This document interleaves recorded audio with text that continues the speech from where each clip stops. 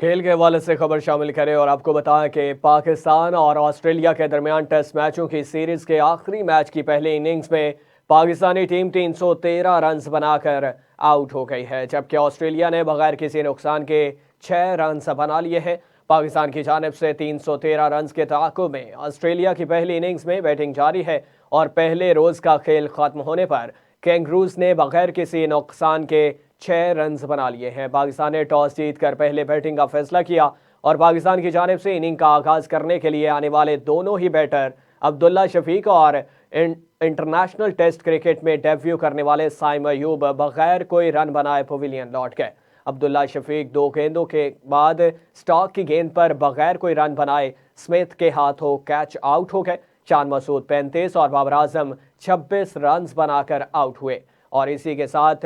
5 رن کے مہمان ثابت ہوئے۔ 5 وکٹ جلد گرنے کے بعد محمد رضوان اور سلمان آغا نے اپنی ٹیم کا سکور آگے بڑھایا، لیکن 190 کے مجموعی سکور پر رضوان 88 رنز کی اننگ پر آؤٹ ہو گئے۔